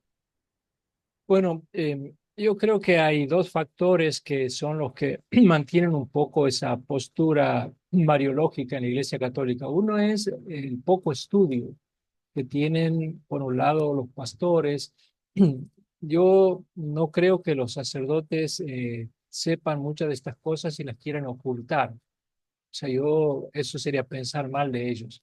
Yo pienso bien de ellos y pienso que han aprendido así, han estudiado así, se han quedado con esa formación. Pero también hay un segundo elemento que es que los creyentes en general necesitan mucho de la magia, les encanta la magia. Es como que hay mucha necesidad de una religión mágica, de prender una vela y que sucedan cosas, de ponerse un escapulario y que se cumplan deseos, de, no sé, tener una estampita y que se produzca. Tenemos mucha necesidad de una religión a los Harry Potter y eso digamos, va en contra de todo el proyecto de Jesús, que fue el esfuerzo nuestro. O sea, Jesús en todo momento hablaba que nosotros tenemos que construir el reino, nosotros tenemos que hacer las cosas, y nosotros ¿qué hacemos? Le pedimos a la Virgen, en el mejor de los casos no está bien, pero en el mejor de los casos le pedimos a Dios. Pero hay otros que le piden a la Virgen, cuando en realidad debería centrarse en nuestra devoción en Dios. Entonces yo creo que esos dos factores son los que mantienen la espiritualidad católica en un jardín de infantes espiritual. Gracias, profesor, muy amable. Gracias, Alejandro. Adalberto, te escuchamos y después Melvin. Sí, buenas noches, Ariel. Buenas Bendiciones. noches. Bueno, mi pregunta está en base a Lucas, que, bueno, recoge varios datos históricos. En la parte del recurso literario de él, la aparición del ángel. Y cuando María dice, hágase en mí según tu palabra, he aquí la sierva del Señor. Mi pregunta es, en el contexto literario de esa parte del versículo, ¿de dónde lo saca Lucas para incorporar supuestamente que María acepta la palabra y acepta el mensaje? O sea, ¿cuál es la intención de Lucas después de toda, digamos, el contexto histórico, Sí. Bueno, exegético, objetivo, por decir así, que vos dijiste? Es esa la pregunta. Nada más. el relato de la Anunciación, perdón, es un relato teológico, no es histórico. Y, a ver, para decirlo de una manera sencilla o fácil, a los primeros cristianos les costó mucho trabajo descubrir quién era Jesús y descubrirlo como hijo de Dios. O sea, ellos no lo supieron de entrada. En Jesús, ¿a quién veían? A un hombre que tenía sueño, tenía hambre, le dolía el estómago, por ahí caminando por el bosque se pinchaba el pie con una espina y le salía sangre, un hombre sudado, transpirado. Veían un simple ser humano, hacía cosas hermosas y predicaba muy lindo, pero veían un simple ser humano.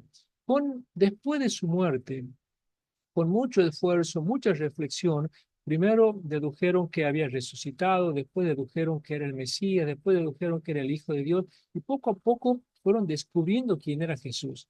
Para que a nosotros, los lectores, no nos dé el trabajo que les dio a ellos descubrir quién era Jesús, ¿qué hacen los evangelistas, y en este caso Lucas? En la primera página, ya el ángel le anuncia a María quién es este chico. En realidad, el ángel ese que aparece ahí hablando con María, no le está contando a María, nos está contando a nosotros. O sea, el mensaje del ángel de la anunciación no es para la Virgen María, porque la Virgen María nunca se enteró quién era ese niño. Si la Virgen María hubiera sabido de entrada quién era este chico y hubiera aceptado todo este mensaje, eh, eh, no habría estado después calificándolo de loco, creyéndolo que había perdido la cabeza. O sea, nunca María pudo haber escuchado este mensaje. Este mensaje lo puso Lucas para sus lectores, para que los lectores de Lucas apenas abrían la primera página, ya supieran quién va a ser este niño que cuando sea grande va a transmitir un mensaje fantástico. Pero esto, vuelvo a decir, es un mensaje para los lectores y no para María histórica. Ok, gracias. Comprendido. Gracias, Muy bien. Alberto. De nada, bendiciones. Elvin, y después María Gracias, Fátima. gracias, profesor. Muy interesante la charla. Dentro de la Iglesia Católica nos han puesto la Sagrada Familia como un modelo, como un arquetipo a seguir. Sin embargo, bueno, luego de escuchar la charla, uno ve que más bien la Sagrada Familia es, estaban en tierra, llamarlo de alguna manera, igual que cualquiera de nosotros y cualquier familia en la actualidad o en la historia, que tiene sus problemas, sus dificultades. Desde ese punto de vista, Ariel, sería Jesús, viene a ser como un disociador, como una oveja negra o como un incomprendido, más bien entonces. Esa es mi pregunta. Bueno, yo creo que entendiendo así como hemos entendido a Jesús y a María, eh, se vuelve mucho más fácil la Sagrada Familia de seguir que la otra que tenemos. Porque ¿quién puede seguir una Sagrada Familia donde el Hijo es el Hijo de Dios, la Madre es una virgen que concibe sin varón, donde el Padre es digamos, un hombre que recibe mensaje de los ángeles, donde habla, lo llevan a Egipto, lo traen a Egipto? ¿Quién puede imitar esa familia? Nadie puede imitar, o sea, pedirnos a nosotros que imitemos la Sagrada Familia es una torpeza. Nadie puede imitar ni a José, ni a María, ni a Jesús, tal como aparecen en los textos. Pero si vemos a una María en crisis, a un José, que ahora no lo he analizado porque iba a ser muy larga la conferencia, pero mostrar los enfrentamientos que José tuvo que haber tenido con Jesús, los hermanos, todo esto, y que a pesar de eso, después la familia terminó siguiéndolo a Jesús, siguió predicando, se vuelve mucho más imitable. Por eso yo creo que estos esfuerzos que hacemos por descubrir, se habrán dado cuenta ustedes que lo que yo expuse en esta conferencia fue la, el esfuerzo de conocer a la María histórica, a la María que realmente existió, porque desde hace tiempo que estamos en este camino del Jesús histórico. Así como buscamos al Jesús histórico, buscamos a la María histórica, al San Pablo histórico, a los apóstoles históricos, porque a las figuras estas teologizadas ya las conocemos, las tenemos en los evangelios y las conocemos de memoria, pero nos falta ir más allá de la teología, sacarle el ropaje que la recubre y buscar el núcleo histórico. Y eso hemos hecho con María y descubrimos una mujer fascinante. O sea, una mujer con crisis enormes, pero que siguió apostando, creyendo que nunca perdió la fe, que nunca perdió la fe ni en su Dios, ni en su Hijo. Y al final pienso yo que tiene que haber sido una fiesta para ella cuando terminó creyendo realmente en quién era su Hijo. Muchas gracias, Melvin. María Fátima y después el doctor Paulino. Hola Ariel, la consulta es ¿cuándo y por qué surge la Mariología y se empieza como a divinizar, digamos, la figura de María? Bueno, la devoción a María comenzó muy pronto. En los evangelios todavía no se nota, porque ya ves cómo tenemos un Marcos que habla, no digo que habla mal de María, pero que tampoco la rescata mucho. Y vemos cómo en los otros evangelios tampoco hay una gran devoción por la figura de María. Pero a partir del siglo segundo ya comienza una gran devoción a ella. Tenemos, por ejemplo, el famoso evangelio que se conoce como el protoevangelio de Santiago, que es un evangelio apócrifo, que se llama protoevangelio porque es como anterior a los evangelios porque cuenta la infancia de María, y de Santiago porque se supone que lo escribió el hermano de Jesús llamado Santiago. Y ahí hace cuenta unas cosas increíbles de la Virgen María, cómo ella nace también milagrosamente, o sea, copiando el nacimiento que los evangelios cuentan de Jesús, hacen una escena parecida para el nacimiento de María. El papá de la Virgen María, que es Joaquín, tiene una anunciación, como la tiene María, como tiene José.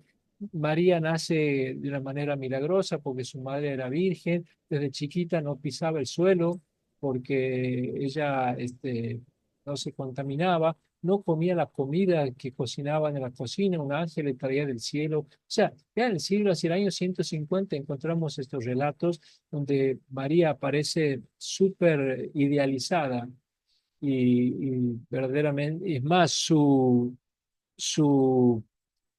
nacimiento, digamos, perdón, el nacimiento de su hijo Jesús es absolutamente virginal.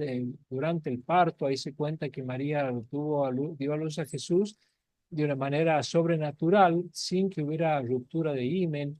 O sea, todas estas cosas, ya hay un despertar enorme de esta Mariología que después se fue haciendo cada vez más fuerte. Y el por qué no se sabe. Es porque era la mamá de Jesús, porque era la madre de Jesús, la madre del Mesías, y también porque psicológicamente es necesaria la figura femenina también.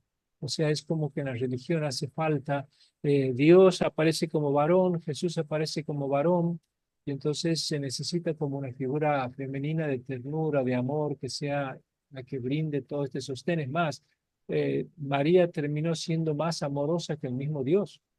Dios terminó siendo un ser castigador que manda castigos, y María es la que manda el amor y da el amor. O sea, ella terminó acaparando toda la figura del amor, que terminó haciendo ella. Gracias, Gracias. Fátima. Doctor Paulino, lo escuchamos.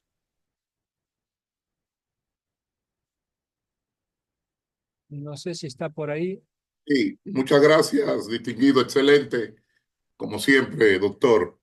La Gracias. pregunta es, ¿cómo se justifica teológicamente el título de Madre de Dios, o sea, Theotokos, Madre de Dios, Theotokos, sin comprometer la distinción ontológica entre la naturaleza divina y humana de Cristo, según el Concilio de Éfeso del año 431, porque el título de Theotokos fue proclamado dogma en el Concilio de Éfeso para reforzar la unidad de las dos naturalezas de Cristo. Sin embargo, ¿cómo se puede afirmar que María es Madre de Dios sin caer en el monofisismo que diluye la humanidad de Cristo en su divinidad, o el nestorianismo que separa las dos naturalezas en exceso? ¿Cómo se puede explicar esta relación sin una concepción equivocada de la Santísima Trinidad? Bueno, la tentación que tengo es decirle que esos son problemas teológicos y no bíblicos, y como yo soy biblista, no me ocupo de esos temas, pero eso sería una salida muy fácil de mi parte. Yo lo que creo es que eh, hemos hecho de la figura de Jesús un ser, no sé cómo decirle, monstruosamente filosófico, donde hemos mezclado con filosofías, si tiene dos naturalezas, una naturaleza, dos voluntades, una voluntad, dos personas, una usía, dos usías, todas estas cosas que hemos terminado haciendo con concilios, que hoy los estudios del Jesús histórico eh, nos tienen que obligar a replantearnos estas cosas, porque el concilio de Éfeso, para afirmar que María es la Madre de Dios, se discutía en qué momento Jesús había llegado a ser Dios. Si Jesús llegó a ser Dios después de que María dio a luz, como decían algunos, entonces María no era la madre de Dios, María era la madre del humano Jesús que se convirtió en Dios. Pero otros decían, no, no, Jesús ya era Dios en el vientre, es más, era Dios antes de nacer, entonces ahí María sí es la madre de Dios. Pero estos conceptos yo creo que hoy ya no van más, ya no van más. Yo creo que tenemos que revisar toda esta cristología, porque imaginar al Jesús histórico con la divinización que hemos hecho nosotros, y vuelvo a decir, si tenía dos voluntades, si la humana se conectaba con la divina, si tenía visión beatífica, todas esas cosas que uno ha estudiado en el seminario, en la teología, hoy quedan diluidas frente a los estudios del Jesús histórico. Jesús fue un ser humano como usted, como yo, pero en el cual recibió la divinidad de una manera especial. Más de eso no podemos decir. Más de eso no podemos decir. Entonces, las otras son intentos, esfuerzos filosóficos por tratar de explicar cosas que, digamos, hoy creo que no tiene mucho sentido plantearlas. Creo que tenemos que volver a redescubrir al Jesús histórico. Muchas gracias, distinguido. Gracias por tanto. Gracias, doctor. Haroldo, escuchamos tu pregunta. Bueno, muy linda la exposición, gracias. Te iba a preguntar algo de los padres, ya lo dijiste. Yo creo que, hablando ahora de la familia, es muy importante destacar el rol, por ejemplo, que vos lo has dicho, pero como hablaba de María específicamente, creo que es importante también destacarlo como parte de la familia. Que el primer obispo de Jerusalén fue Santiago, el hermano de Jesús, y fue apedreado y se considera históricamente, digo, la muerte de Santiago como un segundo Viernes Santo, desde el punto de vista histórico, ¿no? Desde la importancia de la prédica de la religión, incluso desde lo que yo entiendo. Y segundo, si volvemos a analizar las cosas desde el punto histórico, y esta es la pregunta justamente, si vos coincidís o no, o si querés expandir, Santiago es más importante inclusive que Pedro, como autoridad eclesiástica. Bueno, a ver, nunca había sentido eso de que la muerte de Santiago era un segundo Viernes Santo, nunca lo había sentido, porque Apedreado, no murió en la cruz, ya, pero porque no estaba. pero no solamente no murió en la cruz, sino que no redimió a nadie. El Viernes No, Santo, está bien, pero históricamente estamos hablando. sí, históricamente no redimió a nadie ni sirvió para la redención de nadie la muerte de Santiago. Así que compararlo con un Viernes Santo me parece, Fue uno de los primeros mártires como Esteban, o peor. sí, pero eso, entonces la muerte de Esteban también tiene que haber sido un Viernes Santo. Más santo todavía porque, Bueno, pero eh, vos tenés que considerar que estamos hablando del hermano. Esteban era un. sí, pero fue bueno, no importa, no entremos en Ahora, esta no, no, discusión. no. La idea era básicamente respecto de la familia, ¿no es cierto? Vos Sí, hablabas sí, de sí, María. sí. Santiago al final es más importante que Pedro, si lo analizamos históricamente. Bueno, depende de qué entendamos por histórico, porque Santiago fue vamos a decir así, el líder de una comunidad, que es la comunidad de los judeocristianos de Jerusalén, que terminó desapareciendo, que nunca tuvo éxito. Fue un experimento religioso que desapareció. O sea, cuando murió Jesús, nacieron varios cristianismos, varios Claro. movimientos cristianos. Uno fue el de Santiago, otro fue el de Pedro, otro fue el de Pablo, otro fue el de los helenistas con Esteban. O sea, surgieron muchos cristianismos. El cristianismo de Santiago desapareció. Por lo tanto, y además, si vos me dices que es importante, gracias a Dios no ha sobrevivido porque era un cristianismo obsesivo, centrado en la ley, que se peleó con Pedro porque no observaban todas las leyes de Moisés, que lo quiso expulsar a todos los que se juntaban con los paganos. O sea, tuvo unas peleas tremendas con Pedro y al final terminó encerrado en Jerusalén en un cristianismo. Eso lo vamos a estudiar cuando hagamos el curso sobre los orígenes cristianos, viendo cómo se terminó desviando el movimiento llamado los ebionitas. En cambio, la postura de Pedro fue mucho más abierta, fue mucho más holgada, Bueno, fue si lo muy comparás con diferente. Pablo, no tanto.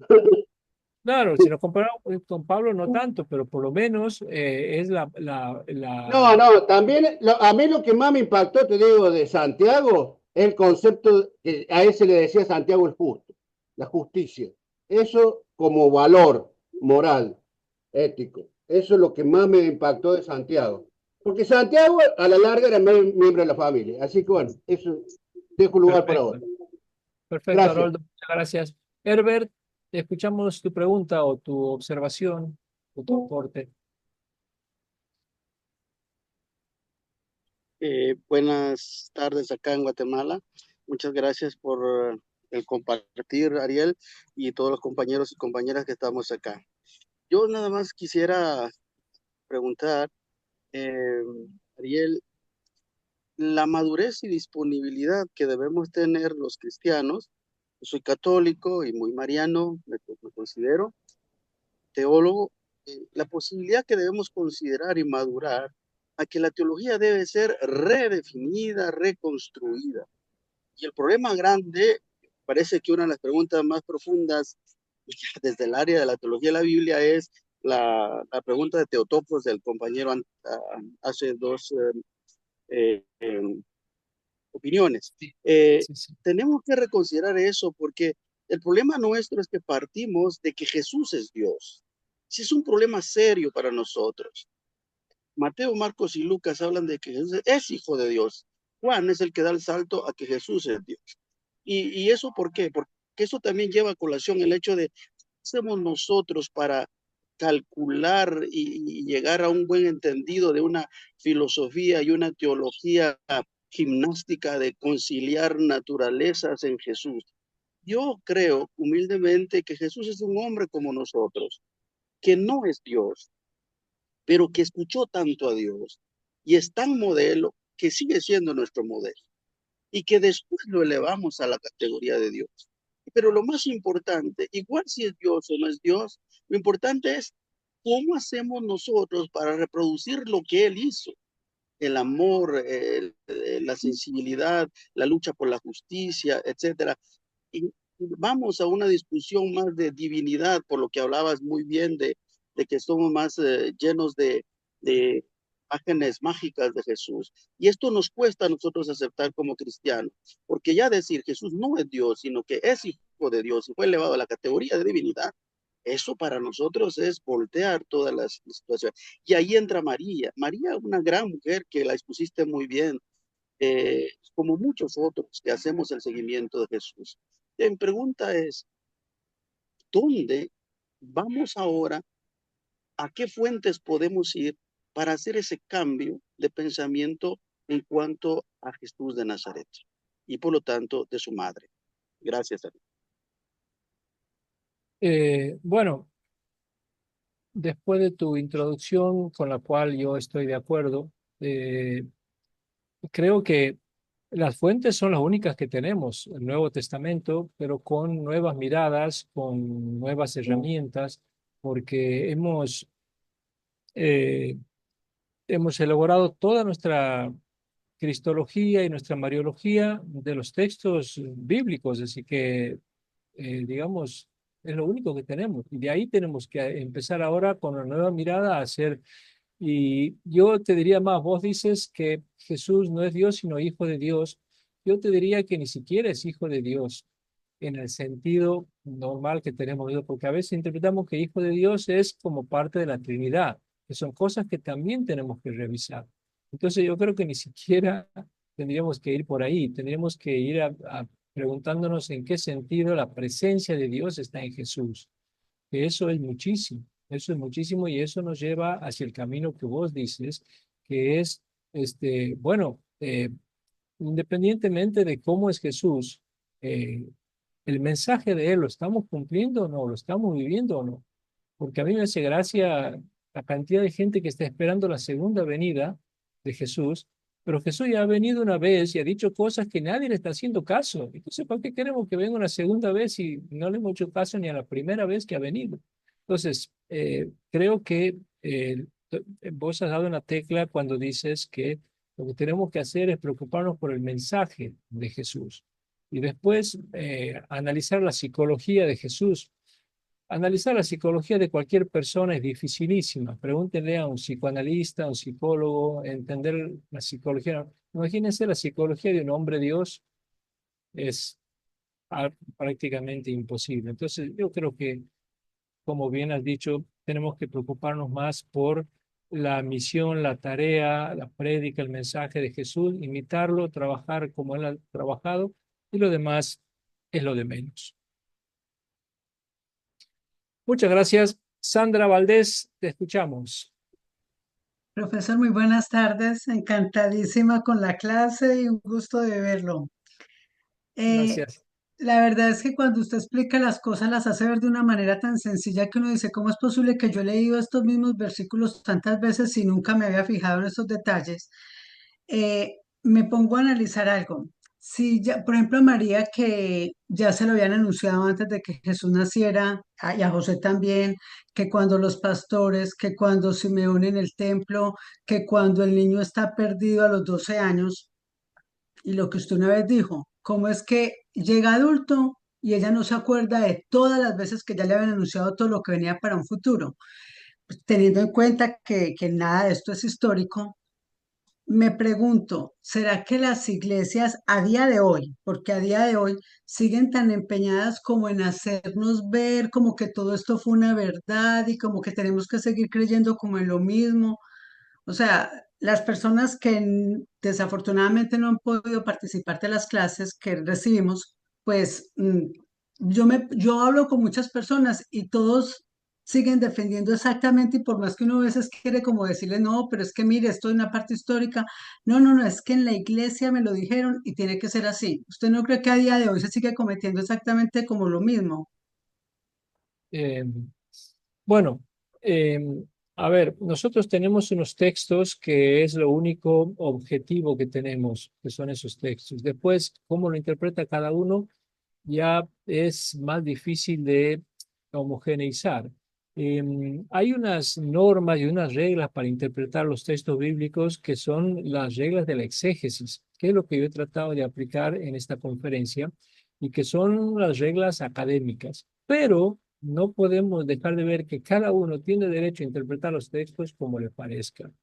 Y si hay gente que cree que Jesús se encontró que María se encontró con Simeón y con los viejitos y que creen lo que sea, hay gente que cree que Jesús conversó con el diablo, con Satanás y todas esas cosas, nosotros no podemos eh, luchar contra eso, porque contra la fe de los demás no se puede luchar. Cada uno es libre y tiene el derecho de creer lo que mejor le haga en su vida. Y si hay gente que le hace bien creer esas cosas, y bueno, bendito sea que crean lo que quieran. Nosotros vamos en otra línea porque estamos buscando una fe más madura que nos hace bien otras miradas, pero si hay gente que le hace bien tomar estos textos como históricos o leerlos así, bueno, queremos que por lo menos mi postura siempre es la de respetar que cada uno lea e interprete como quiera. Vuelvo a decir, no da lo mismo, no es lo mismo interpretar seriamente la Biblia que de una manera infantil, pero tampoco podemos ir por el mundo imponiendo nuestras miradas y nuestra manera de pensar. Muchísimas gracias, profesor, y esperando con mucho anhelo el próximo curso. Gracias, Sandra. Lorena, la última pregunta porque ya estamos sobre la hora. Lorena Geldres. Sí, muchas gracias. Disculpen la cámara, estoy con un poquito mala de señal, así es que la voy a mantener apagada.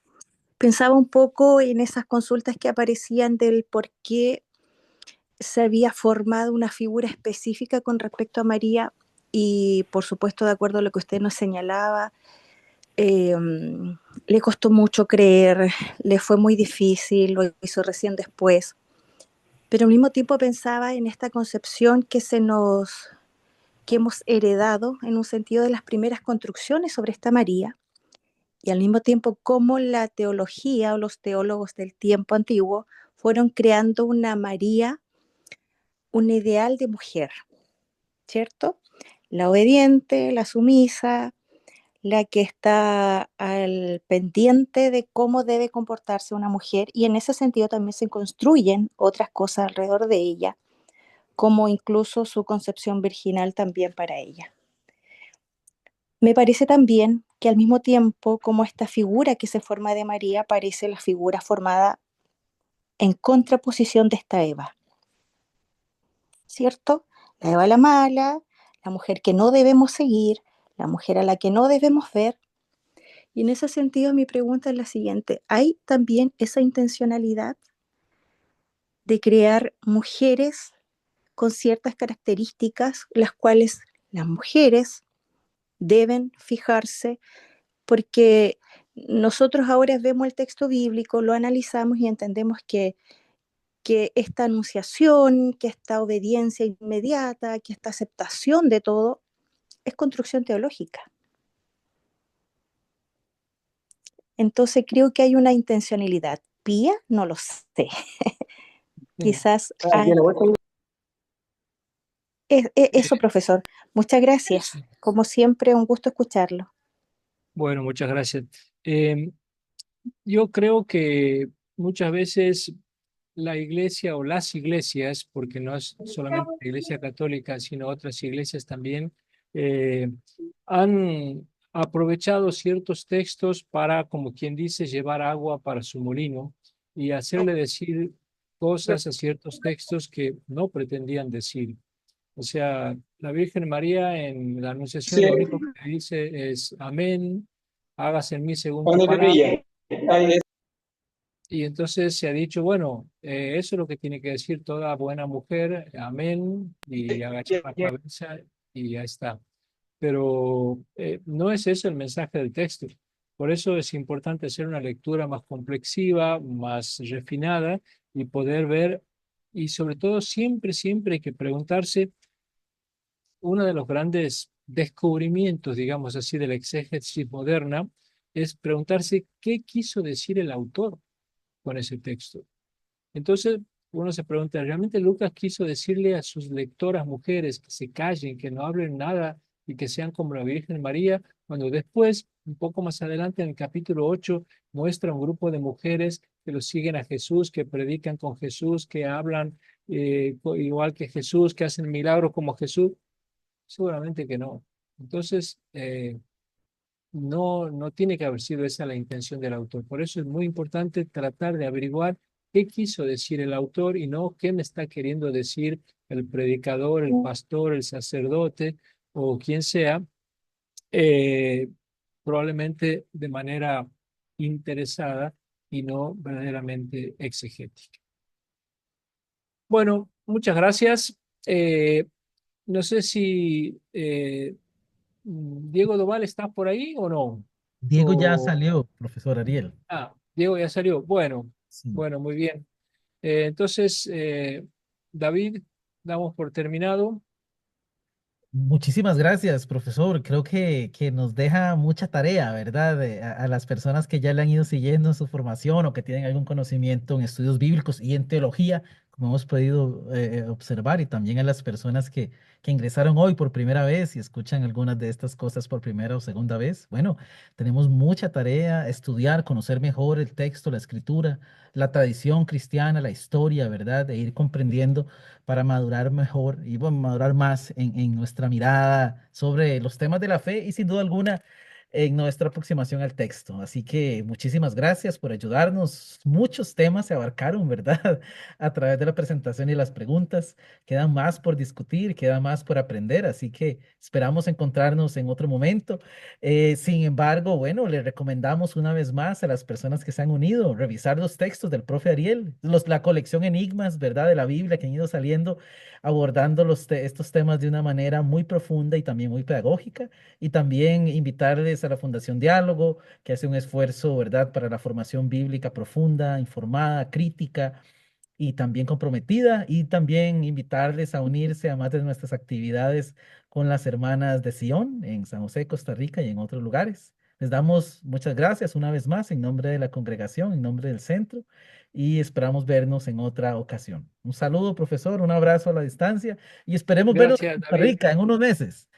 Sí, si me permite hacer un pequeño aviso. Por favor, sí, El por mes que favor. viene vamos a comenzar un curso bíblico con la Fundación Diálogo sobre los orígenes del cristianismo, un poco explicando lo que decíamos recién.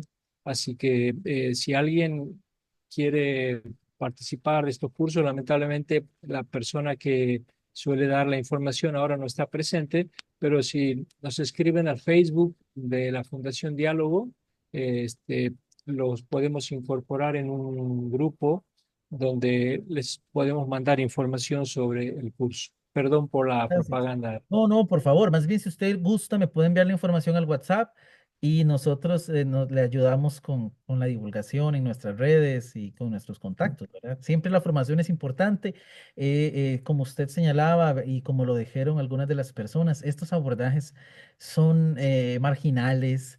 La iglesia tiene todavía mucho que aprender, acercarse en este diálogo, ¿verdad? Porque es muy importante. Y pues yo creo que apoyarnos y ayudarnos no está nunca de más. Así que por favor compártame la información y yo me aseguraré de que podamos invitar. Tenemos colegas, mis colegas del equipo siempre se unen a muchos de sus cursos, así que yo sé que va a ser muy bien acogido. Muchas gracias. Gracias, Ariel. Perdón, Ariel. Gracias. Noches Gracias, para Ariel. todos. Saludos. Gracias, Ariel, como siempre. Gracias. Muchas gracias. Muchas gracias. Muchas gracias. Gracias. Buenas Gracias. tardes. Adiós, Ariel. Buenas Bueno, noches. muchas gracias por acompañarnos. Muchas Gracias. Gracias, Ariel. Buenas noches. Gracias, profesor. Gracias, Ariel. Buenas noches. Saludos desde Talca, Chile. Gracias, David. Buenas Chao. noches, Gracias, buenas profesor Ariel. noches. Gracias, Nos muchas vemos, gracias. gracias. Desde Lima, Perú. Colombia, gracias. Muchas